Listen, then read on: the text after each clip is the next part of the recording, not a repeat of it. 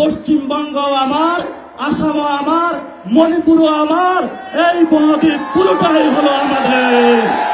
প্রিয় তারেক রহমান, আপনি আওয়ামী লীগ থেকে বড় মুজিববাদী হইতে পারবেন না।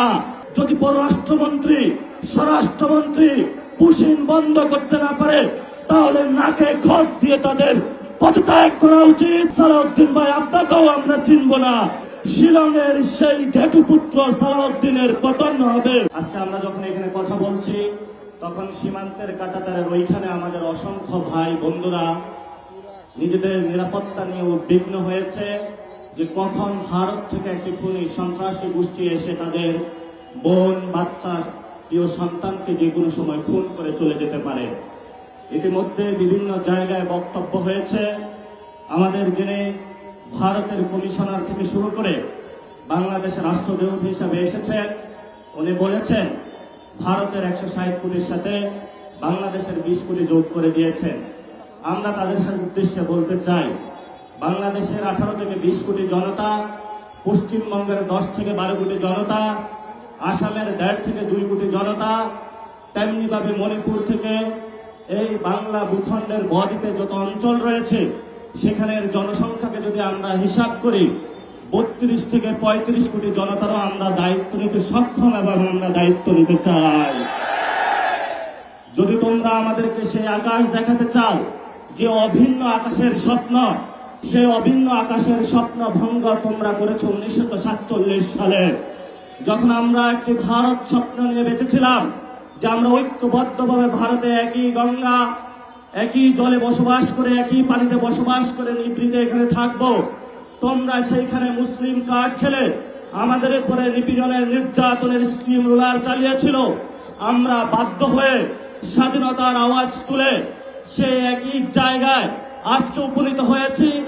নতুন করে যে স্বপ্ন তুমি আমাদেরকে দেখাচ্ছ, সেই স্বপ্ন তোমরা 47-এ ভঙ্গ করেছ। এই যা ইতিহাস চলে গিয়েছে, নতুন করে মুসলমান এবং বাংলাদেশ ভারতের সাথে একীভূত হওয়ার যে অখণ্ড ভারতের যে স্বপ্ন, সেই স্বপ্নে আমরা কখনো ঐক্যবদ্ধ হব না। এবং তোমরা যে স্বপ্ন দেখো, তোমাদের সেই স্বপ্ন দিবা স্বপ্নেই থেকে যাবে, বাস্তবে কখনো হবে না। যদি বাস্তবে হওয়া সম্ভব, যেটা আমাদেরকে ভাসানী বলে গিয়েছিলেন, পশ্চিমবঙ্গ আমার, আসামও আমার, মণিপুরও আমার, এই বদ্বীপ পুরোটাই হলো আমাদের।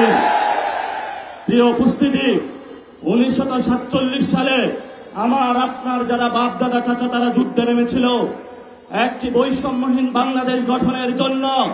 কিন্তু 1971 সালে বাংলাদেশের মুসলমানদের উপরে, বাংলাদেশের মানুষের উপরে সেই বৈষম্যহীন বাংলাদেশ গঠনের পরিবর্তে ভারতের একটি পুতুল সরকার, মুজিববাদী সরকার বাংলাদেশের উপরে আবার চাপিয়ে দেওয়া হয়েছিল। সেই মুজিববাদী সরকার গত 53 বছরে আমাদের উপরে জুলুম নির্যাতন করেছিল। আমরা স্বপ্নে আকাঙ্ক্ষা দেখেছিলাম, 24-এ আমরা রক্ত দিয়েছিলাম। ভারতীয় যে বয়ান, সেটা থেকে বের হয়ে একটি স্বাধীন পররাষ্ট্রনীতির মধ্য দিয়ে যাব। সাথে সাথে সেই রক্তের হোলি খেলায় ভারত আমাদের সেই শহীদ ওসমান হাদি ভাইকে শহীদ করে দিয়েছে, অসংখ্য ভাইকে শহীদ করে দিয়েছে।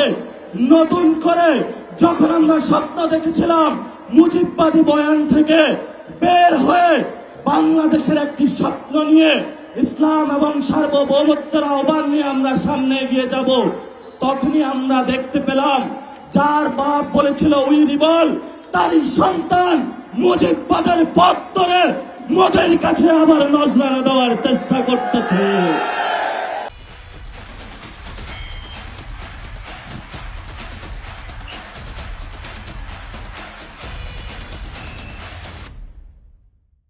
প্রিয় বিএনপি, প্রিয় তারেক রহমান, আমরা আপনাদেরকে স্পষ্ট বার্তা বলতে চাই, আপনার যদি মুজিববাদে যাওয়ার ইচ্ছা হয়, আপনি আওয়ামী লীগ থেকে বড় মুজিববাদী হইতে পারবেন না।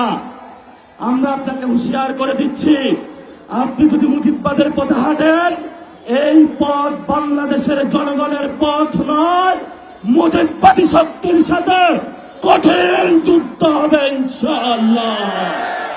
সেই যুদ্ধে যদি বিএনপি বা আপনারা যদি মুজিববাদের পক্ষে থাকেন, 24-এর গণ অভ্যুত্থানে যদিও আপনারা আমাদের সাথে রাজপথে ছিলেন, আমরা সেখানে আপনাদের সাথে কোনো কম্প্রোমাইজ করব না। আগামীর এই লড়াই আমরা সরকারকে বলবো, যদি পররাষ্ট্রমন্ত্রী, স্বরাষ্ট্রমন্ত্রী পুশিন বন্ধ করতে না পারে, সীমান্ত হত্যা বন্ধ করতে না পারে, নাগরিকদের নিরাপত্তা না দিতে পারে, সীমান্তের নাগরিকদের উপর অত্যাচার বন্ধ করতে না পারে, তাহলে নাকে খত দিয়ে তাদের পদত্যাগ করা উচিত। আর যদি তারা সসম্মানে পদত্যাগ না করে, তাহলে তোমাকে টেনে হিঁচড়ে আমরা বাংলার মাটিতে পদত্যাগ করাবো। লাস্ট যে কথাটা, আমাদের ফরেন মিনিস্টার জাতিসংঘে ইলেকটেড অ্যাসেম্বলি হয়েছেন, জাতিসংঘের সভাপতি হয়েছেন, কিন্তু সীমান্তে আপনি হত্যাকাণ্ড দেখেন না, সীমান্তে আপনি পুশিন দেখেন না। আপনার চোখে শুধু সেখানে কিভাবে ভিন্ন দেশের করায়ত্তের মধ্য থেকে বাংলাদেশের সার্বভৌমত্ব জলাঞ্জলি দেওয়া যায়, সেই পথে আপনি তারেক রহমানের সাথে হাত মিলিয়েছেন। প্রিয় খলিল ভাই, এই খলিল ভাই আপনি ছিলেন না। যদি আপনি মুজিববাদের পথ হাঁটেন, আমরা আপনাকে শায়েস্তা করার জন্য প্রস্তুত আছি। তখন কোন খলিল ভাই আমরা চিনব না, সালাউদ্দিন ভাই আপনাকেও আমরা চিনব না। প্রস্তুত হন। আমরা ছিলাম রাজু ভাস্কর্যে, শাহবাগে এসেছি, ভবিষ্যতে পুরো বাংলাদেশ একসাথে জেগে উঠবে সার্বভৌমত্ব এবং ইসলাম রক্ষার আন্দোলনে। সবাই প্রস্তুত হন, সময় শুরু হয়েছে।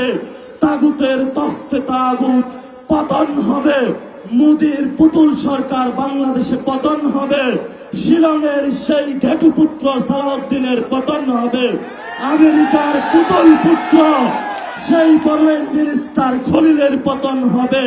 এদের পরে যারা মুজিববাদের নব্য দূষক, তাদেরও বাংলাদেশের পতন হবে ইনশাআল্লাহ।